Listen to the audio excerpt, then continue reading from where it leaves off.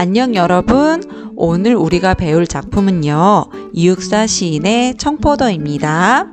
교과서 14쪽을 펴주세요. 14쪽을 펴면요. 문학의 다양한 해석이라는 단원명이 나와요. 우리 1단원에서는요. 문학을 다양하게 해석하는 방법을 배우게 될 거예요.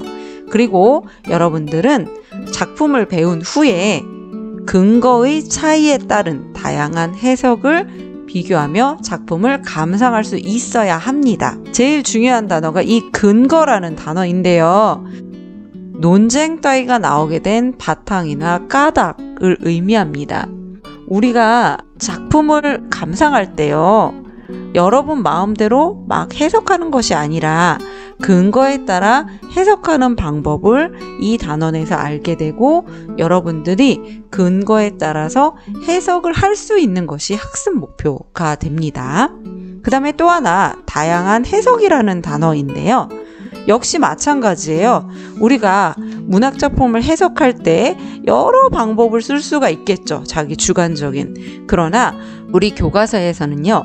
4가지 틀 안에서 해석하기를 권하고 그 범위 내에서 시험이 출제되게 됩니다. 그러니까 지금부터 여러분들에게 설명드릴 이 4가지 관점을 꼭 기억하셔서 작품을 해석할 때 적용하셔야 학습 목표를 달성할 수 있게 됩니다. 자, 그럼 먼저 문학을 해석하는 다양한 관점 4가지를 먼저 여러분들과 이야기해 보도록 하겠습니다. 자, 이렇게 보기 좋게 선생님이 크레파스로 동그라미 안에 4개를 구분해 놓았습니다. 자, 첫 번째 관점 기억합시다. 표현론적 관점입니다.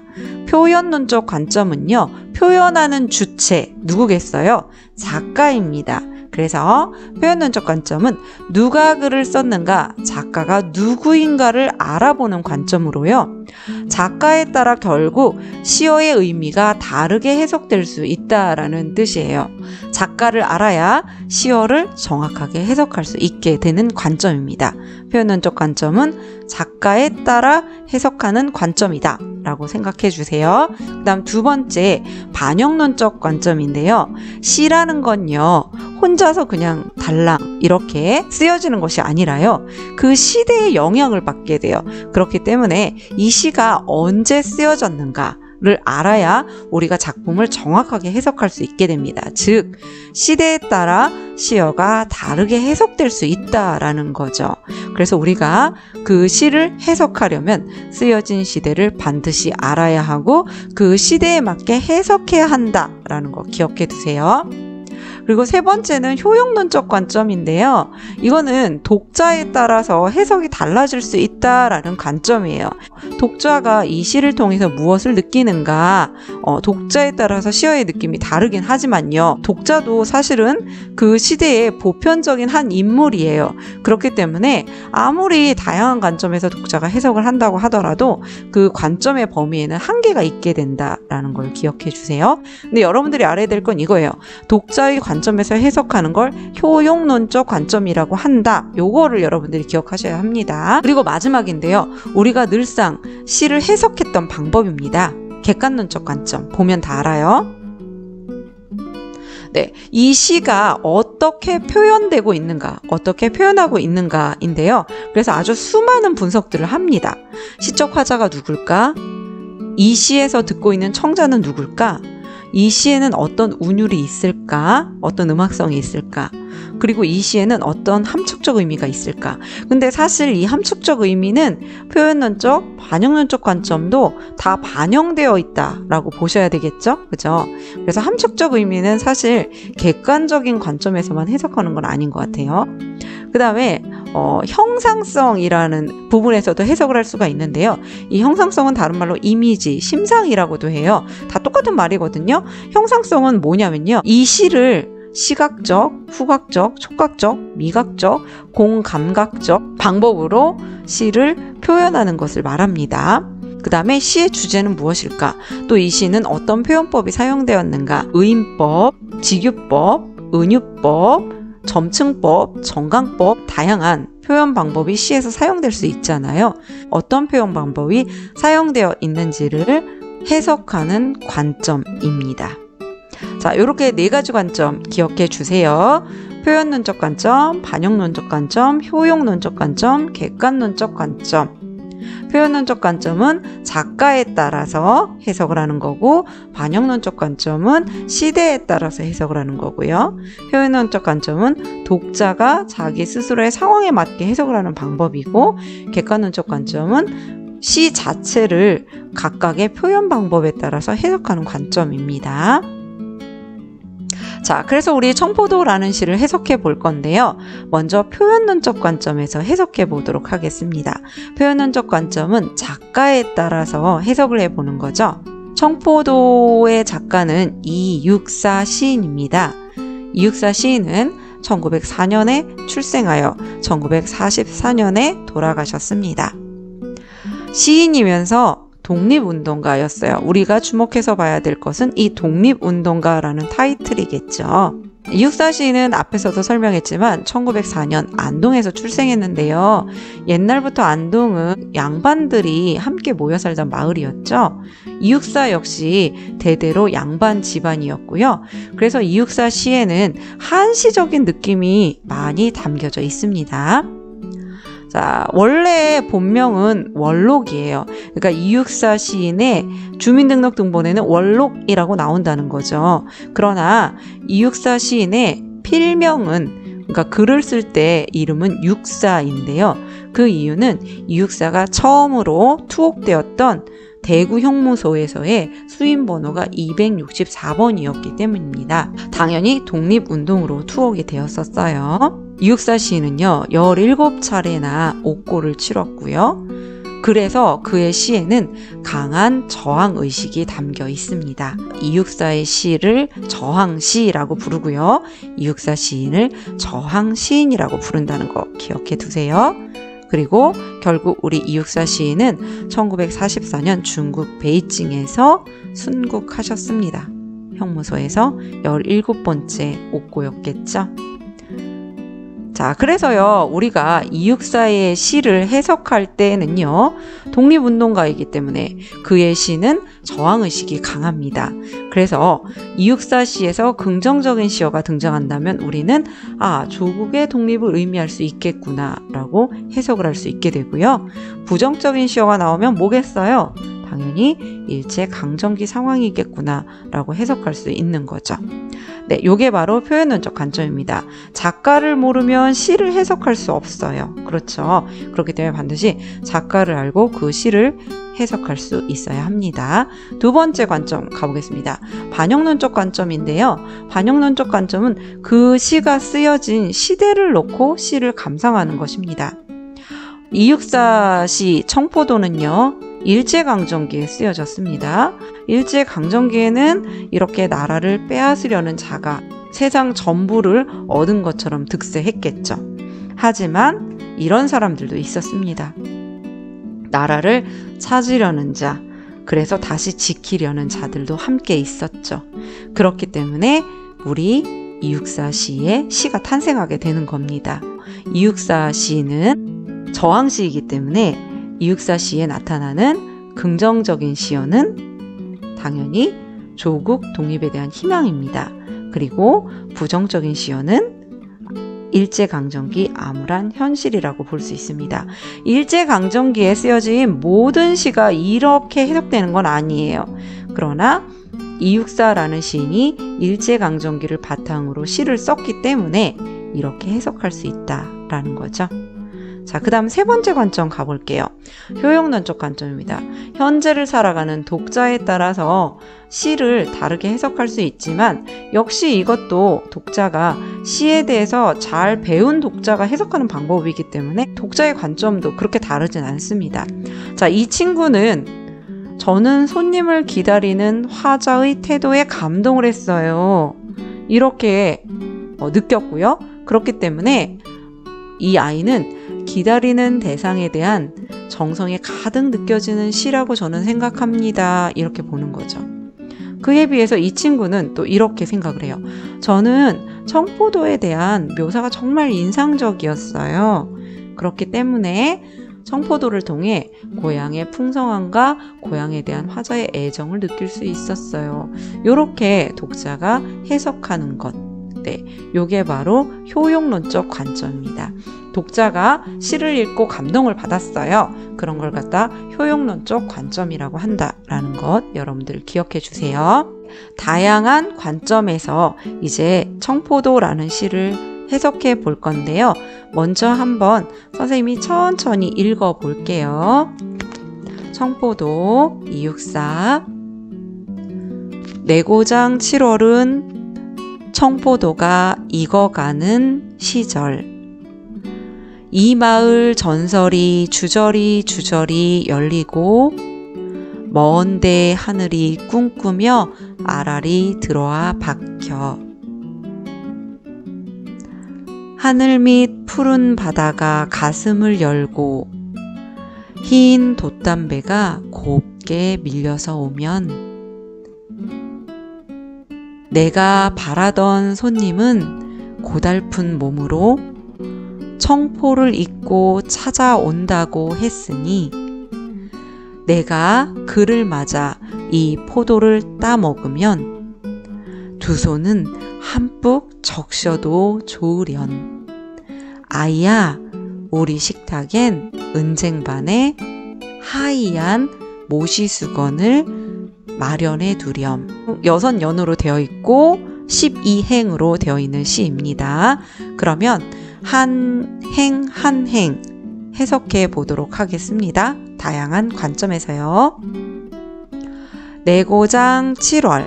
자, 내 고장, 시적 화자의 고향. 한마디로 공간적 배경이 되는 곳이에요. 시의 공간적 배경이 되는 곳.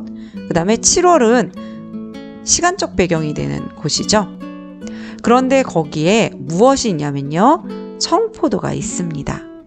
제목도 청포도. 그럼 청포도가 상징하는 걸 우리가 잘 알아야 되겠죠. 청포도는 일단 우리가 눈을 감고 생각해 보면 푸른색 이미지가 떠올라요. 푸른색은 어떤 느낌을 주냐면요. 평화나 희망 이런 느낌을 상징하게 되죠. 자, 그래서 우리가 청포도를 해석할 때는 이렇게 3가지로 해석이 가능합니다. 풍요롭고 평화로운 삶, 공동체적인 삶, 포도를 이렇게 함께 따잖아요. 그리고 미래에 대한 꿈과 희망을 상징한다 라는 것 기억해 두시기 바랍니다.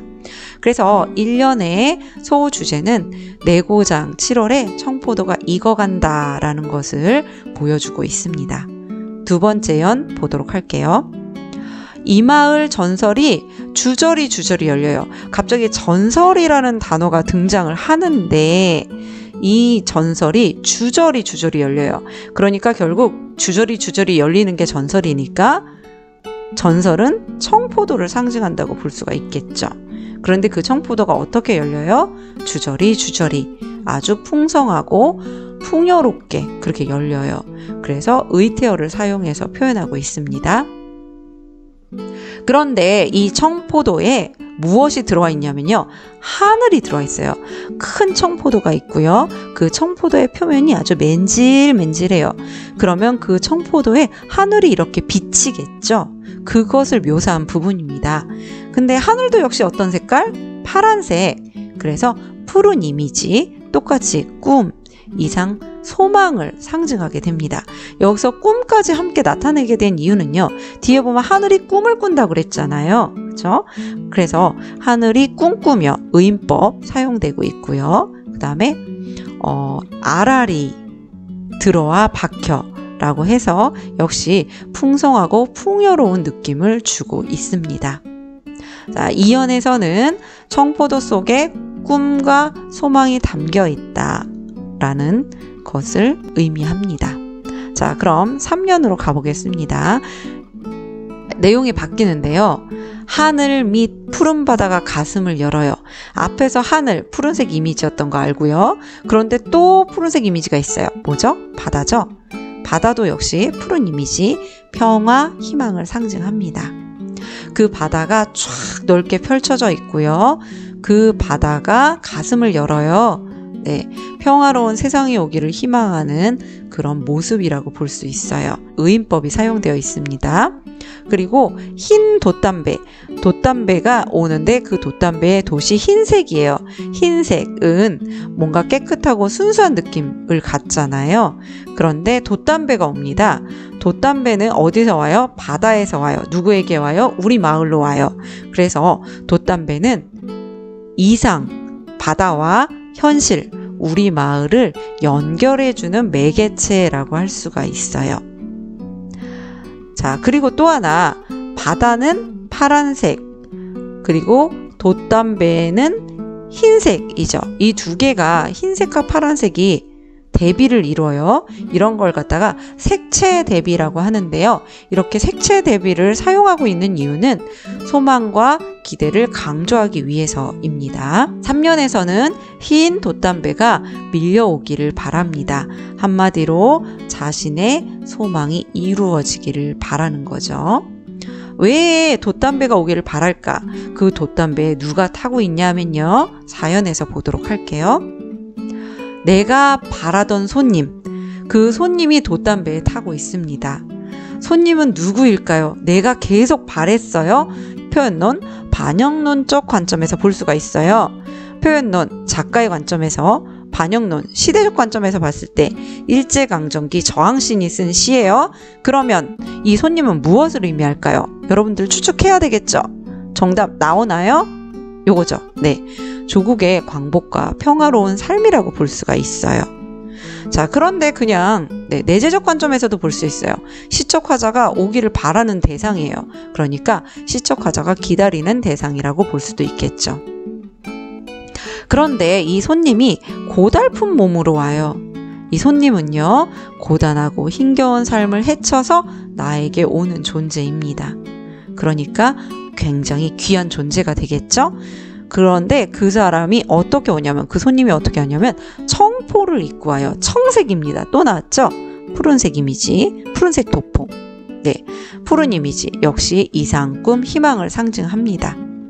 그러니까 이 손님은 시적 화자에게 있어서 이상이고 꿈이고 희망입니다. 자, 사연은요, 청포를 입고 찾아온다고 한 손님을 기다리고 있어요. 이 손님은 어렵게 오는 것 같아요. 그죠? 여러분들은 이 손님을 어떻게 해석할까요? 조국 광복, 평화로운 삶 또는 기다리는 대상, 어느 걸로 해석해도 좋지만 요 세 개를 모두 기억하셔야 합니다. 5번째 연 보도록 할게요. 네, 그를 맞아 이 포도를 따 먹으면, 여기서 내가 시적 화자가죠. 그는 누구겠어요? 손님이 되겠죠. 그런데 이 손님과 함께 따 먹어요. 내가 그를 맞아 손님과 함께 이 포도를 한 알 한 알 같이 정답게 먹는 거예요. 반영론적 관점에서 보면 광복이 찾아온다면 또는 평화의 세계가 찾아온다면 이렇게 해석할 수가 있고요. 내재적 관점에서 보면 손님과 포도를 함께 따먹을 수 있다면 이런 뜻이 됩니다. 그런다면 두 손을 한뿍 적셔도 좋으련. 자, 두 손이 젖어요. 그러면 어때요? 자기가 뭔가 손님을 위해서, 손님을 대접하기 위해서 희생하는 게 되잖아요. 네, 그래서 이 부분은요, 손님을 위한 헌신적, 희생적 태도입니다. 먼저 이 손님을 맞이하기 위해서 포도를 막 밭에서 따겠죠? 그리고 이 손님과 함께 포도를 막 맛있게 따먹습니다. 그러면 당연히 손이 포도물에 또 여러 가지로 손에 무언가가 묻겠죠. 그럼에도 불구하고 나는 이 손님을 위해 포도를 마련하겠다. 이런 의지를 갖고 있습니다. 그래서 오연의 소주제는 손님과 함께 청포도를 먹고 싶은 마음을 표현하고 있습니다. 마지막 6년 가보도록 할게요. 아이야, 우리 식탁엔 은쟁반에 하얀 모시수건을 준비해 두렴. 갑자기 이제 아이라는 새로운 청자가 등장을 합니다. 이육사 시인이 오랫동안 한문을 공부했던 사람이거든요. 시조에서 보면 마지막 종장에 3음절이 있어요. 요게 시조에 반드시 있어야 되는 규칙이거든요. 그래서 그 시조의 형식을 살짝 차용한 이런 느낌을 갖습니다. 6년에서 등장한 청자, 아이입니다. 우리 식탁엔 은쟁반에, 자, 은쟁반이 있는데요. 은쟁반, 흰색 이미지죠. 네, 귀하게 대접하고 싶은 태도예요. 은쟁반 함부로 꺼내놓을 수 없는 그런 식기잖아요. 그래서 귀하게 대접하고 싶은 태도, 그리고 역시 흰색 이미지, 깨끗하고 순수한 느낌을 줍니다. 또 하나 있죠. 하이안. 네, 모시수건인데요. 이걸 또 하얗게 빨아 놓았습니다. 그래서 역시 깨끗한 것만 대접하고 싶은 시적 화자의 태도가 드러나고요. 흰색 이미지로 깨끗하고 순수함을 보여줄 수 있습니다. 마지막 6년에서는요. 정성스럽게 손님 맞이를 하고 있는 시적 화자의 모습이 드러납니다. 이 손님은 누구라고요? 조국 광복 또는 시적 화자가 아주 간절하게 기다리는 대상이라는 거. 6년의 소주제는 손님이 올 때를 정성스럽게 대비하고 있습니다. 이제 객관론적 관점을 다시 정리해 볼게요. 이 시를 통해서. 객관론적 관점은 이 시에 어떻게 표현이 되어 있는가인데요. 시적 화자는 누구일까요? 고향에서 손님을 기다리는 사람. 청자는 1, 2, 3년, 4년, 5년에서는 없어요. 그러다가 갑자기 6년에서 아이가 등장을 합니다. 그 다음에 운율은 굳이 찾자면 두 행씩 이렇게 6년으로 되어 있는 것. 그리고 내재율입니다. 안쪽에 이제 리듬감이 있는 거죠. 그리고 함축적 의미는 청포도, 풍요롭고 아름다운 고향의 삶, 손님, 시적 화자가 기다리는 대상으로 광복을 상징한다. 이것 말고도 몇 개 더 있었어요. 그러나 쌤은 요 두 개만 일단. 5번째는 형상성인데요. 이미지입니다. 이미지는 시각, 청각, 촉각, 후각 뭐 이런 거라고 얘기했었어요. 어떤 이미지가 주로 사용되나요? 시각적 이미지가 많이 사용되죠. 주저리 의태어, 그 다음에 푸른색과 흰색의 대비, 이런 걸 통해서 역시 시각적 심상을 드러내고 있습니다. 그리고 표현법은 의인법, 상징법 사용되고 있었죠. 가슴을 연다 라든지 그런 단어들을 통해서 알 수 있었고요. 그 다음에 앞에서 배웠던 청포도와 손님 상징하는 단어들, 상징법이 사용되고 있고요. 이 청포도를 갖고 다시 다양한 관점에서 해석을 정리해 볼게요. 먼저 첫 번째 표현론, 반영론적 관점에서 청포도라는 시는요. 조국, 광복의 염원과 의지를 보여주는 시다라고 볼 수가 있고, 또 효용론적 관점, 독자적 관점에서만 본다면 손님을 기다리는 자세를 일깨워주는 시구나 라고 해석할 수 있어요. 그리고 또 객관론적 관점에서 본다면 평화로운 고향을 회복하고자 하는 소망이 드러난 시구나 이렇게 볼 수가 있습니다. 자, 마지막 청포도 내용 정리해 보도록 하겠습니다. 시의 갈래는 자유시, 또 정서가 드러난 서정시예요. 그리고 성격은 시각적 이미지가 강하게 드러난 감각적, 그리고 청포도나 손님이나 돛담배처럼 어떤 상징적인 것이 많이 사용되고 있죠. 그 다음에 주제는요. 피읍, 히읗, 리을, 고. 이거 뭐일까요? 우리 함께 생각해 볼까요? 피읍은 평, 화, 로, 고. 풍요로운 삶에 대한 소망이겠죠. 그리고 무엇에 대한 염원일까요? 네, 알죠? 아셔야 됩니다. 이거 뭐죠? 조, 국, 광, 복의 염원이라고 할 수가 있겠죠. 자, 그리고 특징, 무엇을 사용하여 생동감과 운율을 형성하느냐? 뭘 사용했죠? 이응, 티읕, 이응. 뭘까요? 주저리, 의, 태, 어를 사용했고요. 그 다음에 무엇과 같은 대표적인 상징적 시어 뭐 있었죠? 네, 가장 중요한 우리 주제 뭐죠? 치읓, 청, 포, 도화. 그 다음에 또 시적 화자가 기다리던 대상 누구였죠? 시온, 니은, 손, 님. 여러분도 다 찾았죠?